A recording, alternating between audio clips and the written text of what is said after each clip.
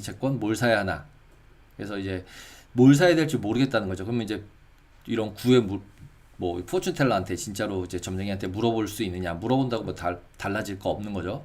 그러면 지금 이제 일단은 페드와치 테이블을 한번 보고 그 다음에 실제로 일드컵을 보면서 설명을 드릴게요. 이게 15일 날 제가 이제 두 번 방송을 안 했잖아요. 2주를 쉬었으니까 두 번 거 전이 15일이었고요. 그래서 15일 다음에 어제 한 부분이랑 두 개를 비교를 해보면 실제로 퍼센티지 같은 경우는 30일 날 5.5가 이제 더 이제 뭐 확정적으로 올라왔죠. 이거 두 개 합치면 거의 100%니까 어차피 한 번 하거나 이제 이제 동결인 거죠. 지금 여기 5.5는 동결인데 지금 이전하고 이후를 보면은 2.2로 약간 한 번 인하하는 것도 한 5% 정도가 올라간 상태예요. 이 전 대비에 15일 대비해서 15일 동안. 그리고 나머지는 거의 뭐 이제 퍼센티지만 계속 올라갔어요. 아래쪽으로. 근데 여기 두 번. 참, 그리고 여기 지금 이거 페드와치 눌러서 보시면은 여기 5월 달이 이상하게 나와요. 그래서 저는 잘라서 그냥 한 칸씩 다 아래로 밀었어요. 예전에도 한번 보니까 실제로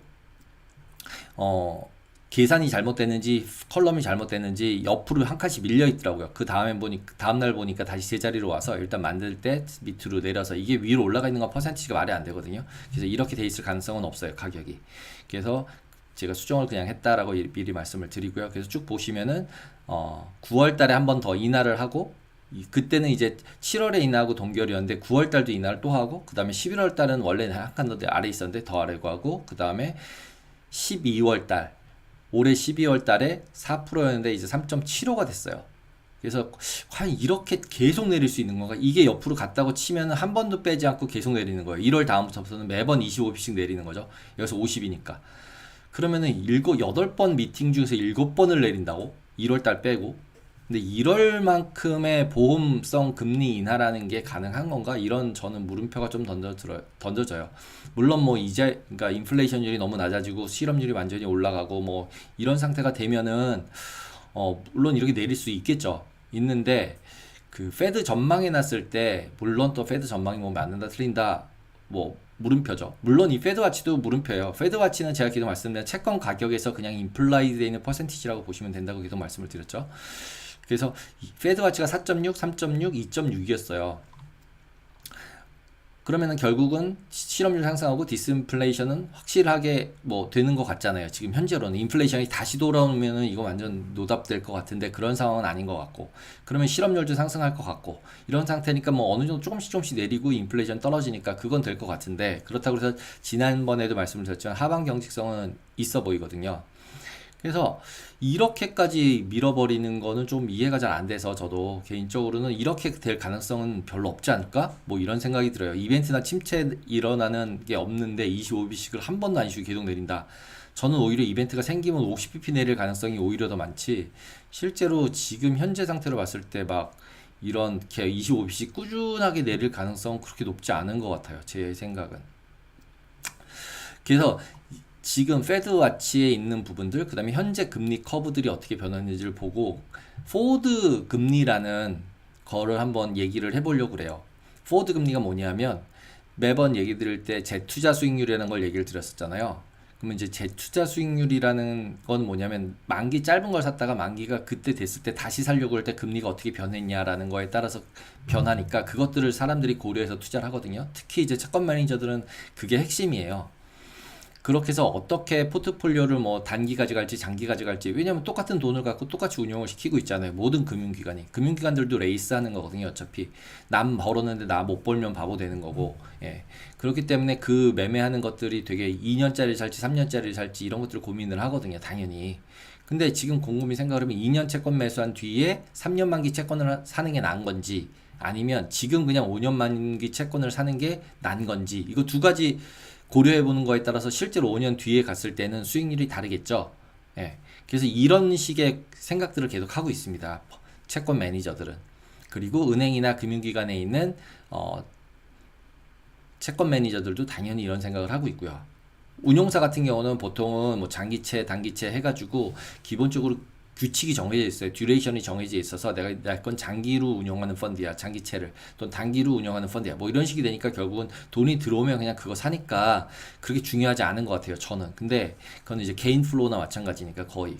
근데 거기에 실제로 집행을 하고 있는 연기금이나 보험사나 은행이나 이런 데는 지금 말씀 증권사나 이런 데들은 채권을 들고 있기 때문에 지금 말씀드린 이런 생각들을 계속하면서 매매를 하고 있고 선물 매매도 하고 있고 수합 매매도 하고 있어요. 그러면은 지금 현재 이런 거래들이 다 일어나고 있잖아요. 파생 상품도 있고 선물도 있고 포워드라는 책 상품도 있고 여기 포워드 레이트라고 제가 적어드렸는데 그러니까 뭐 포워드 거래를 할 수가 있어요. 금융기관끼리 장외 파생 상품으로. 그래서 그런 부분들에서 프라이싱이 되는 방법들을 가지고 한번 간단하게 설명을 드리고 그러면 지금 어떤 상황일까 어느 정도 시장에서는 예상을 하고 있는 건가를 계산을 한번 해보려고 그래요. 지금 현재 2년짜리 채권이 4.23이에요. 여기거든요. 2년 만기. 근데 4.23인데 지금 페드가 연말에 갔을 때 금리가 얼마가 될 거야 라고 했을 때 3.6이라고 그랬거든요. 물론 이 3.6은 2년짜리 금리는 아니잖아요. 그죠? 예, 페드 금리긴 해요. 그러면은 지금 보시면은 3.6이라고 얘기를 했는데 지금 현재는 4.23이에요. 그러면은 지금 2년짜리 채권, 5년짜리 채권이 있는데 만기가 720일, 1800일이 남았어요. 그러면 아까 제가 드렸던 이 질문에서 2년 뒤에 3년 만기 채권을 매수하는 게 나을지 5년 만기 채권을 매수하는 게 나을지 이거에 대한 고민은 물음표가 던져지는 건 뭐냐면 2년 뒤에 3년 만기 채권이 금리가 얼마 될 거야. 그거에 따라서 투자의 의사결정이 달라질 거 아니에요.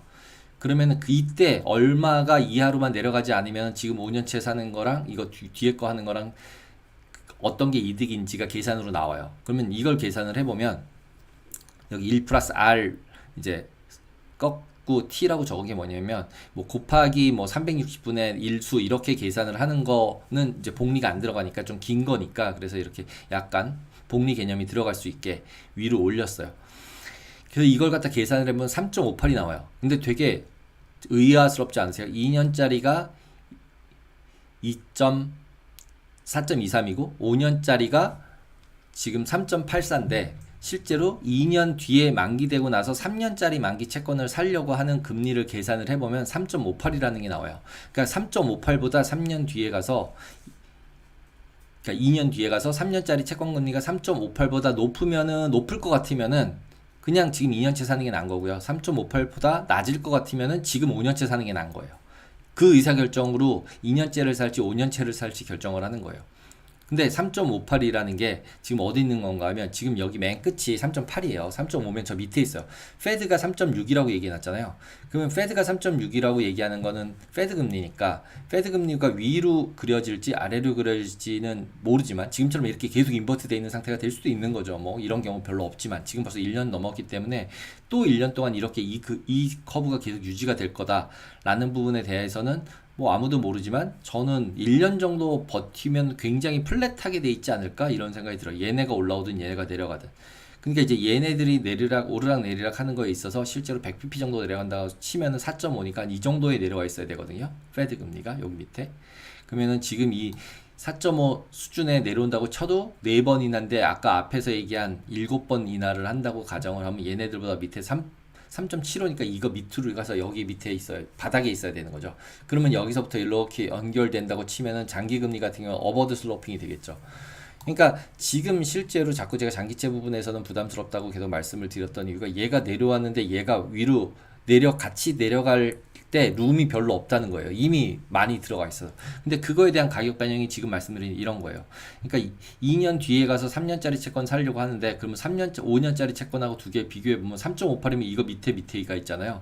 그러면은 3년짜리 금리가 페드 금리가 3.62가 있고 그 다음에 채권 금리가 3.58보다 위에 있을까 밑에 있을까라고 생각을 해보면 실제로 3.58보다 지금 상태로라면은 3.58보다는 좀 높지 않을까? 3.58 정도에는 가 있을 것 같거든요. 그러면 5년치를 안 사고 그냥 2년치를 사는 게 낫죠. 그러면 이제 결국은 이거를 저처럼 생각하는 사람이 많아지면 2년짜리 채권을 사는 사람들이 더 많아져서 2년짜리 금리가 더 내려오고 5년짜리 금리가 어느 정도 버티고 있겠죠. 얘를 안 사고 얘를 사니까. 근데 만약에 아니야. 이거보다 단기 금리가 더 내려가서 이거 3.6은 페드 얘기인 거고 3.6 아니야. 훨씬 더 내려갈 거야 라고 생각을 하면 기본적으로 밑에가 더 내려오니까 앞에 게 더 내려올 거잖아요. 그러면 지금 여기서 얘기하는 3.58보다 3년짜리 채권 금리가 4.01인데 50bp보다 더 내려갈 것 같은 거죠. 지금 여기서 보시면 지금 현재 3년짜리 금리가 4.0인데 2년 뒤에 3년짜리 금리는 3.58이라는 얘기예요. 그럼 한 40bp 정도 내려가는 거잖아요. 예, 지금 현재 상태 내에서는 2년이 지난 다음에 보면은 그러면은 기본적으로 여기서 50bp 내린다, 60bp 내린다 했을 때 얘가 이만큼 이 앞에 거 내려가는 것만큼 얘가 따라 내려갈 수 있냐는 거죠. 쉽게 못 따라 내려간다는 거죠. 결국은 뒤는. 여기서도 벌써 이제 그런 현상들이 나타나기 시작하는 거죠. 3년짜리는 21bp, 여기는 3bp 빠졌잖아요. 그러니까 점점 여기 앞에서 내려오는 속도랑 여기 뒤에 거가 내려가는 속도의 차이는 계속적으로 발생할 수밖에 없어요. 그러면은 듀레이션이 당연히 있으니까 더 이제 뭐 P&L 상으로는 좀 차이가 있겠지만, 예. 그래서 지금 현재 금리 상태로 봤을 때 장기 금리가 줄줄줄 흘러서 예를 들어서 지금 3.8이라고 3.6이라고 페드가 지금 얘기하고 있는 부분들, 그 다음에 4.6이라고 얘기하는 부분들, 이거 지금 몇 년인가 하면 이게 올해 말이고 이게 내년 말이에요. 그러니까 이게 24년도, 25년도 점도표에서. 그러니까 지금 25년도가 3.6, 26년도가 2.6이었거든요. 점도표에서. 그러니까 지금 24년은 4.6이잖아요. 그러니까 지금 4.6이 올해니까, 그러니까 지금 현재로 보면은 25년도 여기까지 가는 것도 그렇게 쉬워 보이진 않은 상태라는 거죠. 근데 여기 이 채권 금리에서는 이미 금리를 한 50에서 100bp 더 내려가는 사이 정도를 이미 프라이스에 반영을 다 시켜버린 거죠. 그래서 아까 앞에서 본 이런 퍼센티지의 확률들이 계산돼서 나오고 있는 거고, 그러면은 결국 펀드 매니저들은 얘네들을 고려해서 의사결정을 할 거고, 그래서 더 내려갈 거라고 생각이 들면은 실제로 이쪽 거를 안 사고 앞쪽 거를 살 거고, 내려간다고 하면 뒤에 쪽 걸 살 거고, 그 다음에 오히려 뒤에 쪽 금리가 빨리 안 내려갈 거라고 생각을 하면 계속 그냥 앞부분 투자를 하고 뒤에 걸 안 사겠죠. 만기 긴 거를. 그럼 만기 긴 걸 안 사면은 만기 뒤에 금리 같은 경우는 쉽게 내려가지 않고 하방 경직을 받겠죠. 그래서 지난번에 말씀드린 그 점도표에서도 2026이랑 뒤로 가면 오히려 페드가 더 점도표상 위에 있는 상태를 그리고 있는 것 같아요. 그래서 지금 현재로 봐서는 장기채보다는 한 요 정도 레이어에 있는 걸 사는 게 오히려 더 안전하지 않나라는 생각이 들고, 캐피탈 게인을 보려면 당연히 이제 긴 걸 사서 뭐 TMF든 이런 걸 살 수도 있겠죠. 하지만 지금 봐서는 그런 쪽을 갖다가 베팅을 하는 것보다는 오히려 그냥 앞쪽 거 갖다가 롤오버 하는 게 저는 더 낫지 않을까 이런 생각이 들어요.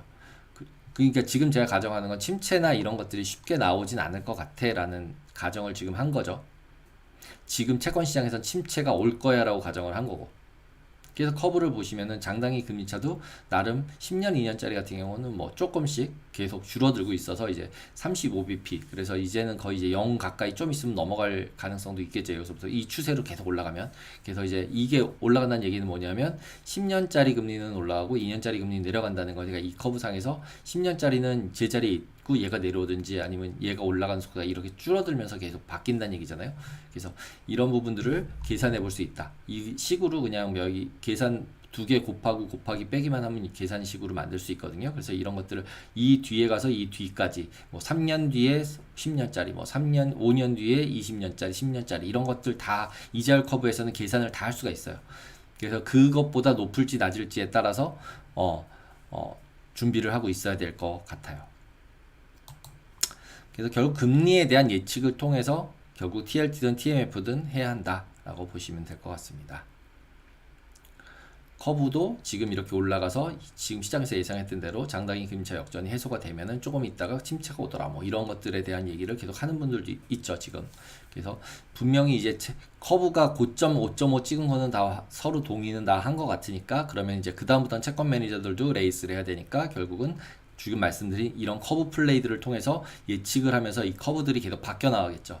그래서 생각보다 채권도 이제는 디렉셔널로 확 벌기는 생각보다 조금 어려운 레벨로 벌써 온 거 아닌가 이런 생각은 들어요. 물론 뭐 계속적으로 금리가 내려간다, 빠른 속도로, 지금처럼 이렇게 빠른 속도로 내려간다고 하면 이 뒤에 부분이, 그러면 TMF 뭐 이런 것들로 수익은 나겠죠.